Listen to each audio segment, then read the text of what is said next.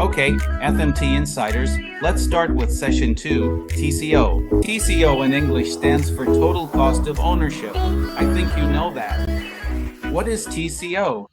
TCO can be direct costs, like the purchase price of vehicles, your maintenance expenses, maybe the essentials for fleet management, or it can also be indirect costs, like fuel consumption, which I think is a lot, right? And insurance premiums, maybe depreciation rates or downtime, which is what we call idle fleet. So, effective TCO management can lead to significant savings. And to help us understand this topic better today, we're going to talk with Milad Kalumi Neto, a consultant in the automotive and mobility market in Brazil. Hello, Milad. How are you? Daniel, I'm good. How about you? It's a pleasure to be here with you, discussing such a relevant topic for anyone working with fleet management in general. Whether you're the manager or the person buying the fleet, it's extremely important. If you get the TCO wrong, you basically end up losing money in the end. So it's extremely important, especially in this moment of economic volatility we're experiencing. Yes, it's volatile. I'm ready. I don't know, I think 5, 6, maybe 7 questions. Let's get started. To start, what does TCO mean in fleet operations? And how does that fit into business operations? Of course, you've already summed it up well. TCO is the total cost of ownership. These are the direct and indirect costs that are included in the purchase value of the product. But actually, it's not just the purchase price and the resale value, it's the entire product life cycle, considering everything you're going to spend. Maintenance, corrective maintenance, preventive maintenance, tires, depreciation, which is a key point within the vehicle's TCO, fuel costs are significant, and insurance is also important. So, there are several costs you have to consider. Taxes as well, which are: even though the calculation is basically the same for everyone, it's a percentage of the vehicle's value. The higher the vehicle's value, the more tax you will end up paying. So, these are the rules, all these situations that are really important. Now, what's important for those listening to us to understand is this. You have a car worth 100,000 reais, and your competitor also has a car worth 100,000 reais. If you're the one buying your vehicle, you need to understand what will happen with these two vehicles in the long run. When it comes to fuel consumption, let's just use a single metric. If you have a vehicle that uses more fuel, and both of you drive the same distance, if this car uses more fuel, your cost of ownership, the cost of running this vehicle, will be higher. That's one of the points. Now, another point, depreciation. Same thing, both cars cost 100,000 reais. What is depreciation? For those who don't know, who aren't familiar with it, who've never heard this term, it's how much money the car will lose over its product life cycle, over its lifetime. So, how much this car will lose, that's depreciation. That's what depreciation is. What will be the residual value this vehicle will have at the end of its life when you're selling that particular product? You start with 100,000 reais, and again, using this same vehicle here that already costs more, you start with 100,000 reais. This one you'll sell for 80. This one you'll sell for 60,000 reais. So once again, this car ends up costing more. Then you add up this car with higher maintenance, this car with more robust tires, bigger tires, which are also more expensive. All of that means this car costs more. This logic is very simple to understand. The problem is when things start to get mixed up. You have this car that costs more to run, but you also have higher depreciation, and you have higher maintenance on this car here. So when you have to do the math, it's simple, but the calculation of depreciation is extremely complex and extremely important. When you put all of this together, that's when you'll really understand what your vehicle's operating cost will be, the total cost, the monthly cost, or the cost per kilometer driven. All of this is included in the TCO. It's extremely important. You need to have your TCO. It's the most relevant variable for a fleet manager. There are many things, many aspects you have to consider. And I'm also hearing you say, it's not just about buying something, selling something, you buy, you sell, and then another car comes in, and you have to know, as they say in English, the timing. how everything is going to work out and all perfectly, right? Of course, exactly. Now, one thing is when it's just us buying, and that's relevant, it's important for those listening to us for the first time to understand this too, because one thing is you buy a car, you lose 1,000 reais on the car, which would be the final amount after you do all the calculations. Okay, you lost it. We didn't understand the variables, lost 1,000 reais on the sale of the car. Fine. But now, what if you have a fleet of 1,000 vehicles and lose 1,000 reais on each one of those vehicles? Look at the loss you're going to cause your company. That's the issue we deal with in TCO when we have a business perspective, right? So that's the importance of this topic for anyone who works as a fleet manager and does all these numerical analyses related to TCO. It's extremely, once again, I repeat, it's one of the most important topics for anyone managing fleets. And speaking of vehicles, can you talk about choosing vehicles in TCO? Since you can choose, there are several models. Brazil is big. There are a lot of models, right? What should fleet managers look for when they're doing this? Well, Daniel, as you mentioned, the variety of vehicles is really wide, right? There's no point in equipping a field team with a hatchback, even if it has a large trunk, if that team is going to need a pickup, even if it's a small one, because they'll need to carry a ladder, for example. Yeah, so you need to properly match the situation to the team. That's point number one. Point number two, you need to set your metrics. What are you going to need? You need a car that's fuel efficient in the city, fuel efficient on the highway, fuel efficient overall, and has a low total cost of ownership. Of course, that's the ideal, right? But first you have to set your priorities, right? First, the type of use you're going to have, which vehicle you're going to assign. So you start applying certain filters, right? Once you've applied those filters, then you move on to the second step. The second step is to choose the specific vehicle. And this variable, we're experiencing this moment right now, also includes electrified vehicles, right? So there are new factors to consider now. If you have a closed circuit, let's put it that way, you can already think about having an electrified vehicle in your fleet. You have to do the math, right? Depreciation, even today, is still a significant factor for electrified vehicles, but when you look at the total cost of ownership, it's actually quite interesting, right? Yeah, depreciation is going to become less and less of an issue, right? The residual value is going to improve over time when it comes to electrified vehicles. Yeah, nobody really knows when that's going to happen, but if someone does figure it out, they're going to make a lot of money, right? So you can't say for sure that if you buy the car today, in 3 years the residual value will be much, much better, because we don't know exactly when that'll happen, but that value will improve over time, it will. And another point we keep emphasizing, not just about electric cars, but about electrified vehicles in general, is that this is going to be the future, right? All vehicles will have a battery, and at the very least, a battery will be paired with the use of the combustion engine. So you can't ignore this effect in the medium and long term either. Which vehicle? You're talking about hybrids too. Sorry, what? Talking about hybrids too, then. Hybrids, exactly. Yeah, the engines, the components there. Yeah, personally, in the medium and long term, pure electric vehicles are for certain specific uses, which aren't the institutional uses, right? For someone who lives in the city, who, doesn't travel, basically has limited use, the electric works well. But for Brazil, generally speaking, a hybrid would be what works. That includes all types, from the mild hybrid, which is the entry-level one, to the plug-in hybrid, which is the bigger trend we're seeing in the Brazilian market. But that's a topic for another discussion. So I see, then, that the most important thing for a fleet manager is the decision about the type of use. That's number one. Then, it's about which type of model, right? So you'll have there, you define the model. You define the type of model. Then you move on to the type of use again, right? If you're going into a mud pit, a really rough dirt environment, there's no point in giving a car without 4x4 traction. You have to make sure to provide that option for the person, for your driver. So you'll have to define this step by step. And again, after all this modeling is done, the last step has to go through the TCO. You can't ignore the TCO, right? So you go through the type of use, select the vehicles, and then it's also a natural cost-based choice, right?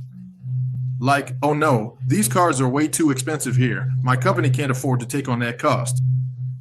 Even so, I want to point out that the TCO might make up for it, so it's worth taking a closer look at that as well. And then, finally, you do the TCO analysis. Taking these steps is essential for any kind of company to survive. Yeah, you also mentioned depreciation. You have to calculate that because some models depreciate more than others, right? That's a factor too, isn't it? Depreciation in maybe safer cars, maybe, I don't know.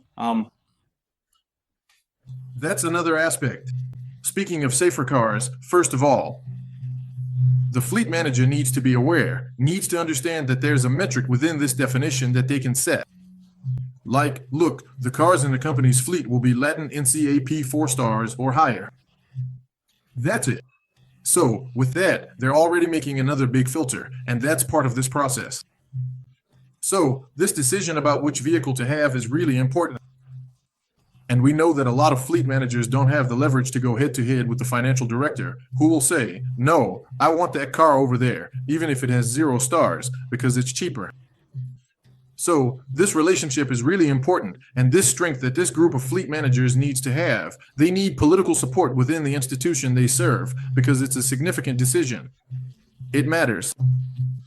In the end, you're saving lives, not just the drivers, but also the lives of the people involved, the vehicle's passengers, and even the surrounding environment. If there's a more serious problem with the vehicle, you could be causing a certain type of accident, and that's significant. So, it's really important that these metrics are very well designed. Going back to the first part of your question, which is about Depreciation. Depreciation? the depreciation part, right? There is. Well, Daniel, I come from a numbers background, okay? I'm an engineer. I also have a law degree, but I've always worked in marketing in my life, never actually worked in either of those two fields. So, yeah, numbers, right? Statistics, numbers. I've always been in that world, you know? I worked for a long time at a data consulting firm, so my life came from that area, you know? So, like, there's this market saying that vehicle depreciation is 20% per year. That's wrong. That's not it. Each vehicle, you have an accounting situation where you have a fixed annual decision, but that's accounting, not market-based. Market value is a whole different thing. And market value is, you bought a certain asset, you negotiated with the dealership sales team or directly with the manufacturer, you closed your deal, okay, and then you're going to sell that asset after some time. That's what matters. How much is the market willing to pay for that vehicle in the end? This depreciation needs to be measured very carefully, right? So that's important, that's relevant. It's essential for us to have this ability to measure it. And how do you get that? With market knowledge, with information, and with specialization, right? Market specialists, market information, good market data. There are a lot of people out there doing work where, if you try to understand the structure, it's actually pretty weak, right? Oh, I do a study that uses NASA research and transforms it, but really, when you look at the concept behind that study, it's empty, right? They pick a variable, which is important and relevant to the market, but it doesn't have a direct impact. They just use a single FIP, and that's it. Anyone can do work like that, you know? But you need to have a strategy to understand the vehicle's life cycle. Why? Because if there's a facelift, you know, an update to the vehicle in the middle of its cycle, that car will naturally depreciate, right? So what is a restyling? It's when they change the headlights, the grille, the hood, right? The wheelbase stays the same. Usually, the door layout stays the same too, but the basic structure of the vehicle remains unchanged. You'll have a more visual change to the vehicle to attract, well, to make it more appealing for sales. So when you only have that, you also get a change in the depreciation of the previous model. Now, if the car is discontinued, the depreciation is a bit higher. You need to have a specialist behind the scenes, someone who knows the market, to provide you with good information. And what about the fleet size, which could be there aren't enough cars for operations, or maybe there are too many, the vehicles that are just sitting idle. That's what we call idleness, right? And, how should that be managed? Daniel, that's another interesting point. There's no point in just giving a fleet vehicle to everyone, from the intern to the president. You're going to have a lot of idle vehicles, and you'll be losing money. You'll need to have very tight control, right? Yeah, it's no use. Today we're in a very online world. It's no use just having, for example, I'm just giving an example, okay? It's not. No, I won't even mention any company names. But if you have a sales team that only works online, why would they need a vehicle? You need to rethink that situation, right? Obviously, it's important. Obviously, it's a differentiator. The professional, yeah, often demands a vehicle so you can have a competitive edge for your company. So, all of this needs to be measured by the company in order to offer good positions and attract top professionals in the market. But in the end, you have to look at it. So, there's no point in having a fleet available, say, for your deliveries. For example, if you're experiencing a sharp drop in production, why would you keep that fleet? Either outsource it. You have a contract where you can return that fleet, of course, paying penalties for it, or sell your fleet. You can't just leave your assets sitting idle, right? And it's a period. It's just like what happens when What happens to your car when you leave your house, go to work, and leave the car parked in your garage or at your workplace's garage? Absolutely nothing. Your car is just losing value. You don't use your car as a way to earn extra income. It's just sitting there, out in the sun, out in the rain, simply parked. It's losing value, plain and simple. A car isn't. This is something Brazilians don't get, right? A car isn't. It's not. It's not an asset. You don't make money with a car. Usually, 99% of the time these days, you lose money. A car is an expense. You spend on tires, you spend on oil, you spend on maintenance, right? All of that. It's the total cost of ownership, which Brazilians often don't see, and worse, they don't realize the issue of depreciation. Brazilians in general, okay, on average, the average Brazilian can't see these things. Maybe if you buy a classic car, I think it might. Maybe it will go up in value, but there aren't classic cars in fleets. I don't think there are. It's extremely rare for us to see a situation like that. And even more, in the cycle we had of rising vehicle prices, I think we all know a lot of friends like that, right? Oh, I bought the car for 80, and 2 years later I sold it for 90. Wow, made 10,000 reais.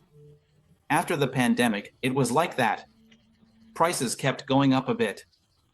Yeah, but you're going to buy another one. You bought it for 80, but that same new car is now 160. So it's not. It's just this idea that the car went up in price.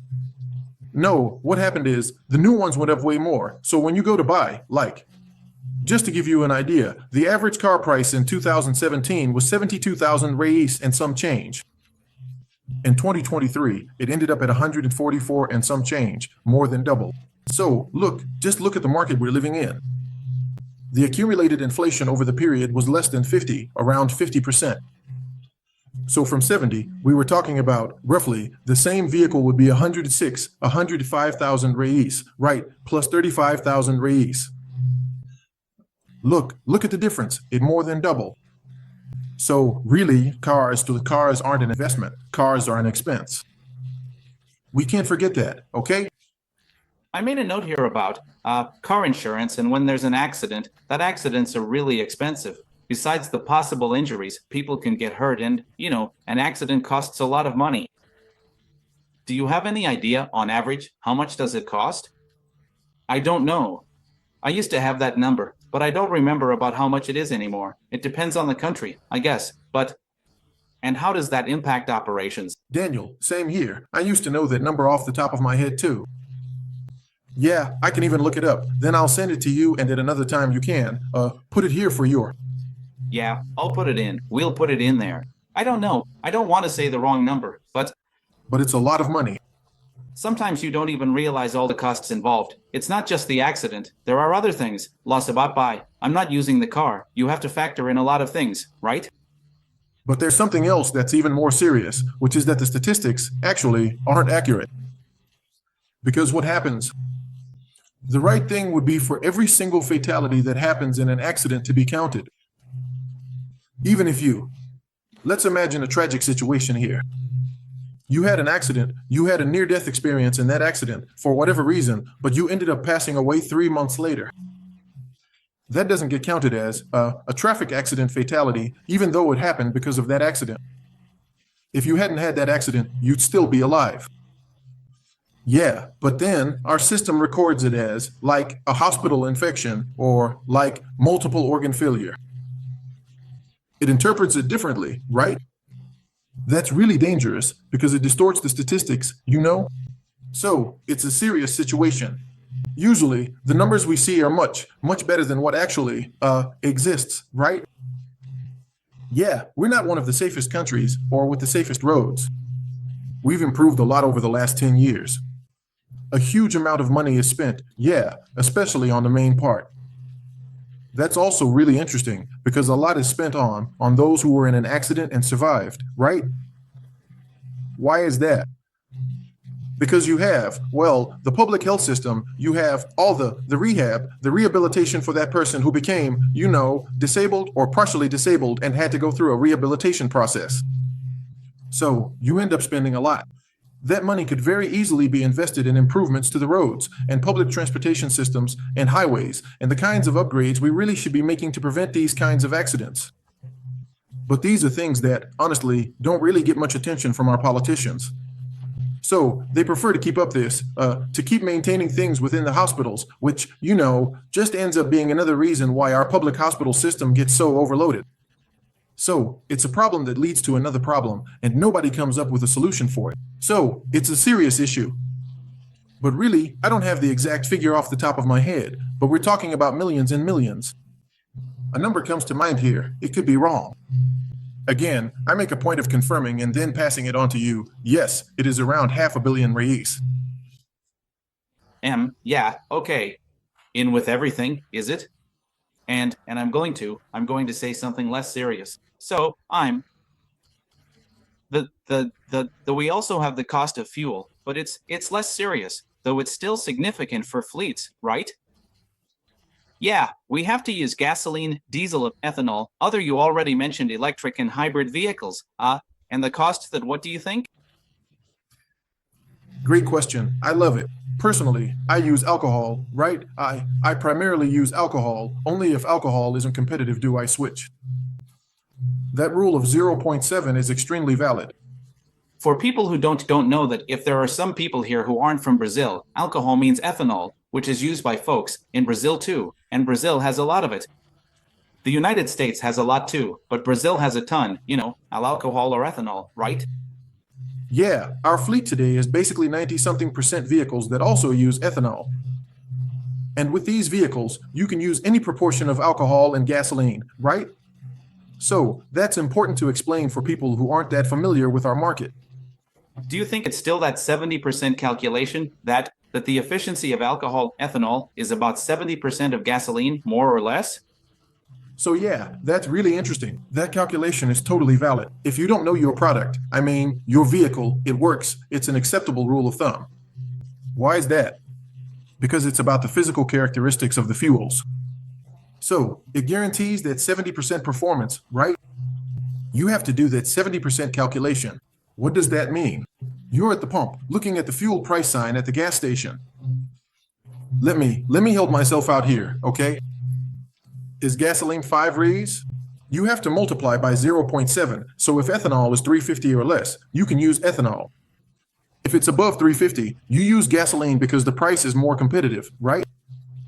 If we find gasoline at 5 and ethanol at 350, that would be great, right? Not us, right? The prices are higher. I just use these numbers to make my calculation easier here. But the most important thing is this. There are cars that are you. You go through the process of getting your vehicle certified and you prepare your vehicle. The factory prepares your vehicle. Sorry. And sometimes, yeah, they prepare a vehicle in this. This car ends up performing better on gasoline or on ethanol, right? So better on gasoline or ethanol, whether on the highway or in the city. So it really depends on how you use it and your daily routine too, on your own perception. The first really cool point is to check your owner's manual, because whether you like it or not, then you'll find a big clue about what the manufacturer designed for your vehicle, right? So you're going to do this calculation and you'll find the right ratio for your vehicle. That's the first tip that's good for you to have, so you can apply it to your own car. The second is your own perception. So you go to your manual, you find it, and you find the factor. Sometimes it's less than 0.7, sometimes it's more than 0.7, right? So you find this factor by doing a few calculations there. It's a simple calculation to do, right? And then, once you find this ratio, you apply it. Now, you're going to use that ratio and you'll feel it in your daily life because sometimes, the lab conditions are different from your day-to-day reality.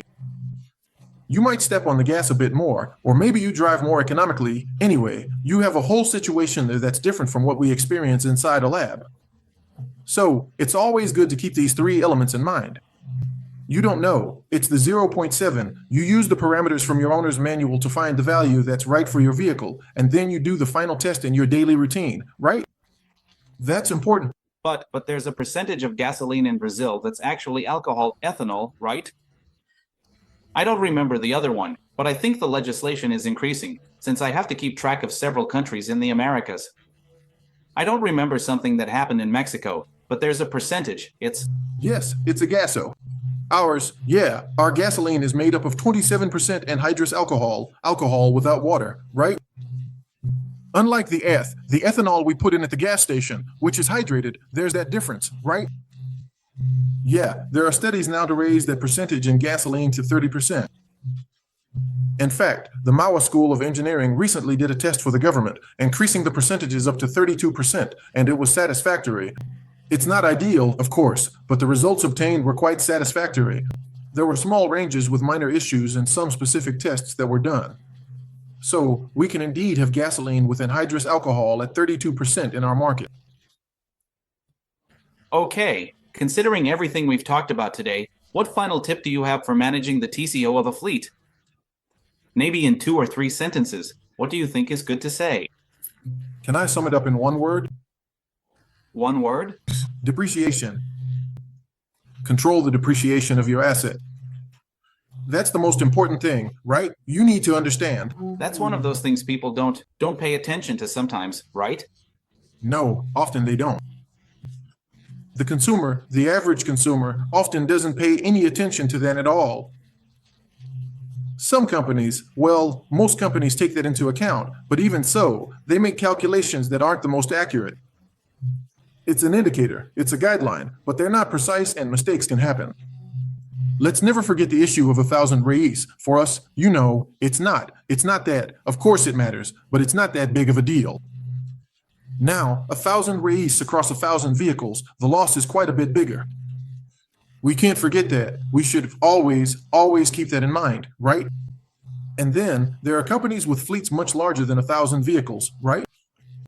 So, this is extremely relevant. So, having this precise control over depreciation, which is one of the elements that make up the TCO. So, controlling the TCO is extremely important, and within TCO control, depreciation is the most important of all. Okay, so to wrap up, I have another question, just one more, that I didn't get a chance to ask you last time.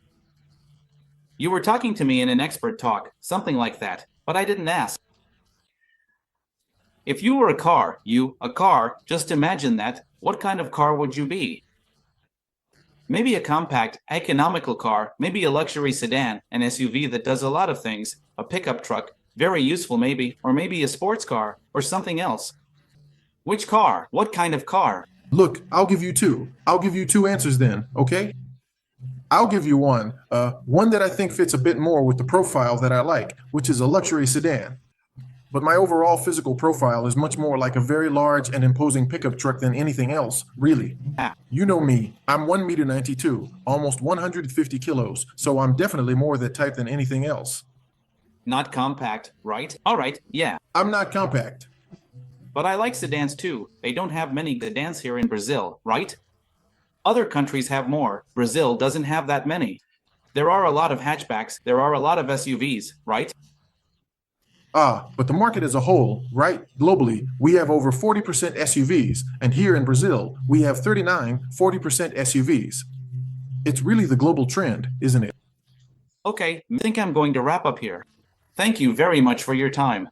I think the people watching, they're seeing and learning a lot. And remember, when it comes to TCO, think beyond just the initial cost. Think more about the long term. Depreciation, it's depreciation, right? It's the main thing.